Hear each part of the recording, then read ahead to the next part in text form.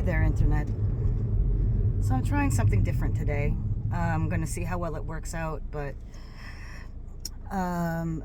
basically I'm driving back east from heading about a third of the way across the state. I don't know if I've mentioned it before. Well, actually, no, I have. My first video I mentioned I am from New Hampshire, born and raised, and for most folks, driving a third of the way across the state, you know, it sounds probably a little daunting, but when you live in New England, especially northern New England, you know, it's not very big up here. Like, it only takes 4 hours to go the widest part down across the bottom of the state from edge to edge. But anyway, so a couple of days a week, I volunteer my time out this way as a cobbler's apprentice, and I figure it's about an hour to get home, so I would take some of this time to just talk about some of my thoughts. I've had a bunch of things kicking around my head, but like nothing that would make like a full video. At least nothing that I don't think at least nothing I could think, nothing I think I could spill out into like some long and cohesive points unless I actually sat down and framed it out. But I figured, why not vlog a bit while I'm driving? I was thinking about it today on my way in. It's an interesting drive, especially this time of year, with the way the sun rises and sets up here this far north at about 9:30 in the morning. Heading west, I could still see the moon up in the sky, even close to 10.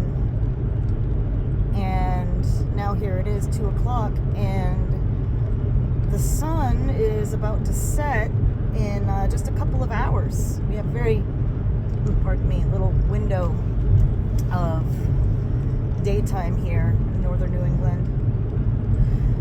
But anyway, yeah,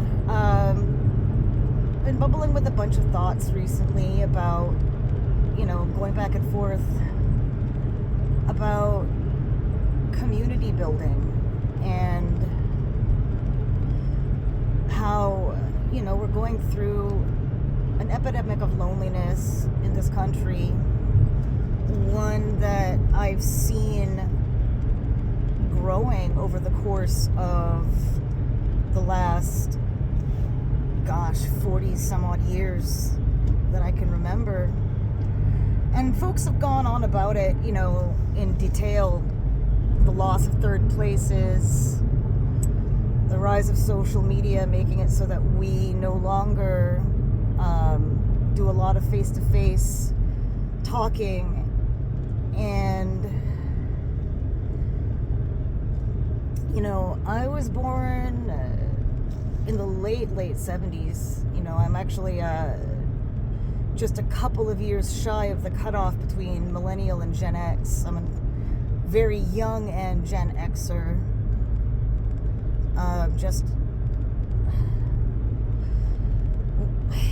So one of the things that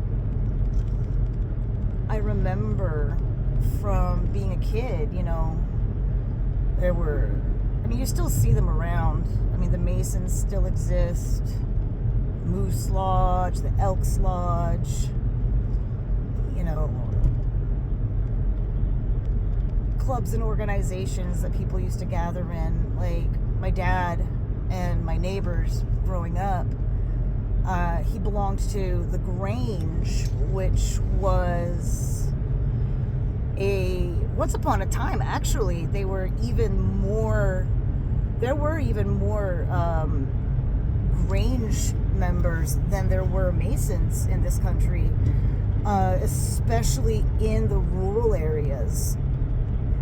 But, the Industrial Revolution definitely changed that. I don't even know if there are still any active Grange halls in the state. I would have to look that up. But, even when I was a teenager in the 90s, attendance at places like that,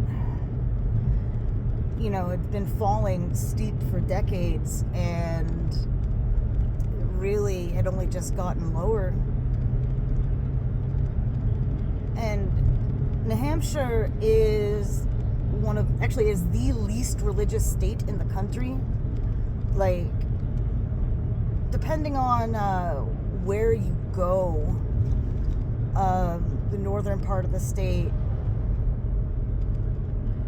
and the western part of the state, from what I understand, you get a lot of folks kind of buried up in the hills there and out west there that are more deeply religious. But for the most part, especially in the population centers, we have a lot more folks who are either no denomination declared, or declared atheist or agnostic or whatever.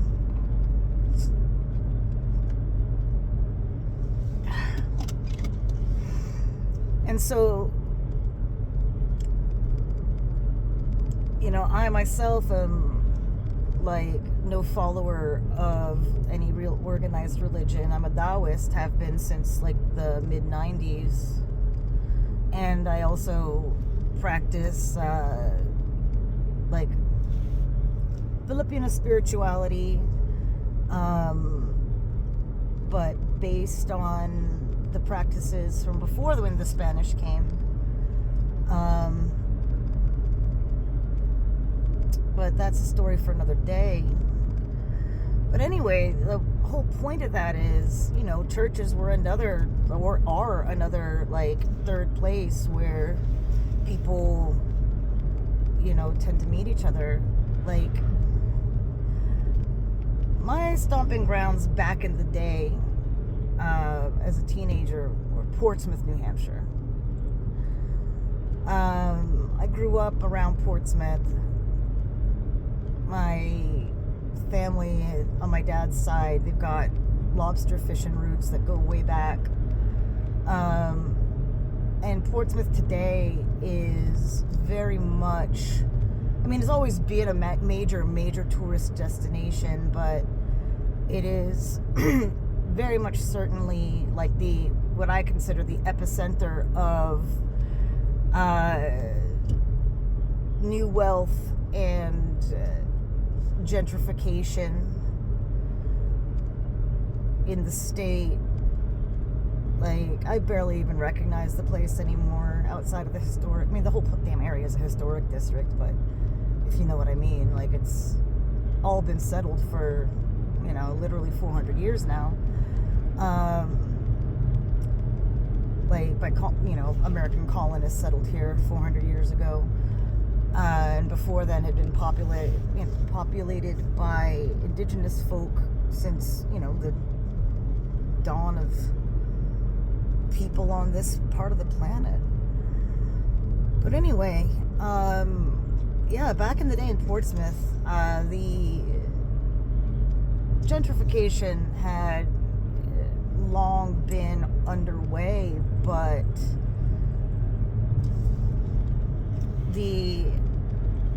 folks like artists and musicians could still afford to, if you had enough roommates and didn't mind living in a crap part of town, you could actually still afford, more or less, to live in Portsmouth. My friends were the folks, at the back of the house of the kitchens, manning the dish pits and the grills, and making sure that all the wealthy tourists who came in looking for that service industry touch. Got it. But at night, when they weren't bartending or cooking or whatever, it was all about the music and arts scene. And see, back then, cell phones were very new. Most folks still relied on their landline. And very few people outside of the university system and like government and military, obviously, but mostly it was large corporations. Very few regular internet users back in the day, and this was even before AOL Instant Messenger. Like, there were a couple of early messaging programs like ICQ, but by and large, like, instant communication online was relegated mostly to chat rooms. It was nothing as populated as, say, like Reddit these days. So the internet was really not that useful of a means of getting a hold of people. Like, I have friends who are in the dating scene, and if their new love interest of the moment doesn't text them back in like 5 minutes, they start to get into anxiety or something. But like back in the late 90s, if you didn't get a hold of them at home, didn't run into them downtown, didn't happen to know where they worked, and maybe you could pop by where they were working, yeah, it was not uncommon to maybe not hear from somebody for a few days. Like, we had to do a lot more face-to-face stuff, like, say I was looking for, like, back then, I knew a lot of people with, like, they were nicknamed after food. So say I was going out to look for oatmeal, not the mush, but the dude. I'd run downtown, and maybe I'd see Hippie Nate, and I know that, like, they hang out together every so often and whatever, so I'd say, hey, have you seen oatmeal? And it's like, no, but, Candace over at the Friendly Toast was talking about him the other day, said that he'd seen him, and, maybe you could run down there. So you'd run up to the Friendly Toast, and, maybe go across the street and to the Elvis Room or to Joe's New York Pizza or something.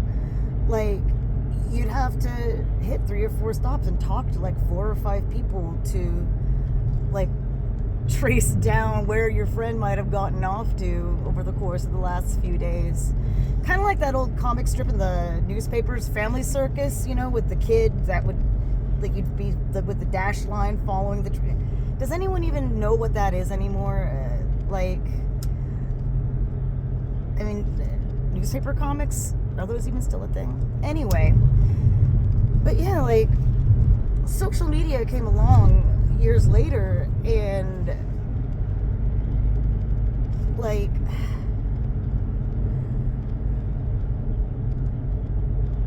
one thing I've noticed in the last, like, 20 years since social media came on the rise is, like, not only have we, lost our third spaces due to the corporatization and eradication of these things, but, like,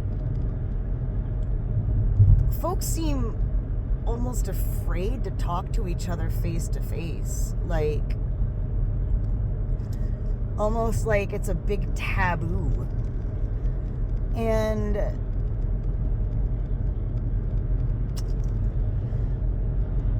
one thing I would love for folks to see more or to try more is the fine art of just getting the hell out there and talking to people and taking chances. And like, I'm the kind of person that when I say something, I say it with my full chest, you know? And I am autistic. You know, the term is, I guess, like a lot of folks use neurodivergent. Although, topic for another time, I really feel that to say neurodivergent is really very, I don't know, I don't like the way it sounds, only because it implies that we're straying away from the true path. You know, we're diverging, when no, we have an alternative way of thinking, a different way of being wired, but it's no less valid. Still gets us from point A to point B. I prefer to think of myself as neuro-alternative.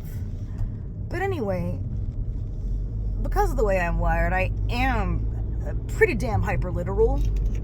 Like, I understand metaphor and simile and whatever. And especially analogy. I use them a lot. However,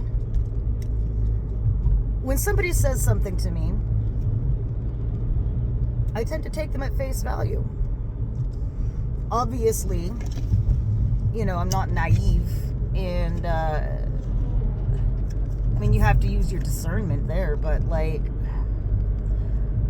I speak hyper literally, and I take things very literally, and I stand on business. And like,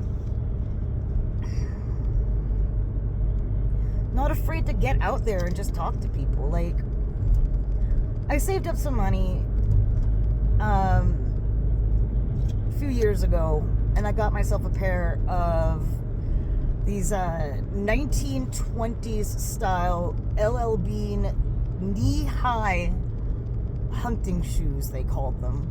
But they're a boot, obviously. They're like a waxed canvas with that LL Bean classic rubber foot and sole all molded in one. Comfortable as hell. I wear them all the time. I can wear them literally all day, sleep in them if I need to, and keep on going. Still feel great. Well, the heel of the right boot got a little hole in it. And, you know, these were the last big purchase, like, splurge for me that I made before I stopped working a traditional 9-to-5 job. And it's not like I got the money to replace them, you know? I love these boots. So I called a couple of cobblers. Called one, and immediately they made me deal with a phone tree. Now, there are a few things in this life, as far as day-to-day annoyances go, that I dislike as strongly as phone trees. Can't stand the bloody things. So I called the second cobbler shop on the list, and you know, it was about the same distance away as the first one I called, just in the opposite direction. And immediately, the owner of the shop answered. And, you know, he had me send him a picture of what where the blowout was. He quoted me a price. And I don't know, I liked the sound of his voice. I liked the way that I liked his words. I just liked his vibe, you know? And so a couple of days later, I grabbed my boots, drove in, came into the shop. Now, mind you, for various reasons, none of which I'll get into now, because that's a whole diversion of a topic. Like, that's a whole nother egg that I would need to cover at some point. but like, I have always loved mending things, tinkering with things, patching things. Like, my philosophy is there is nothing so broken as cannot be mended or patched or repaired in one way or the other. It won't look the same necessarily. It won't be as new. It might be a little scarred, but ultimately it might even be better than it was. But anyway,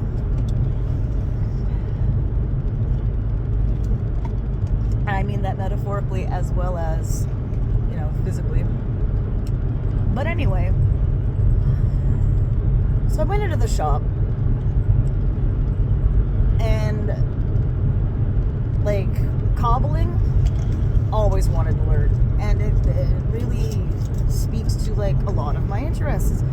Well, talking about my boots, talking to the shop owner, and I don't know what possessed me, but I said to him, so quick question, are you looking for an apprentice? And he was a little surprised, and he said, well, actually, I kind of have been, but what is your experience? And I told him about how, I'm a wicked slow artist. I do a lot of embroidery, a lot of hand sewing, hundreds of thousands of stitches over hundreds of hours of work. But my Lola and my mother were both seamstresses, and neither one ever had a chance to teach me. And I'd really like to take my skills to the next level, but on top of that, cobbling, mending, patching, tinkering, these are parts of, like, a big part of who I am and what I do and my hobbies. It's all very me, let's just put it that way. And he said, well, give me, a couple weeks to think about it. We got some busy time coming up, but, give me a call after the 1st, and,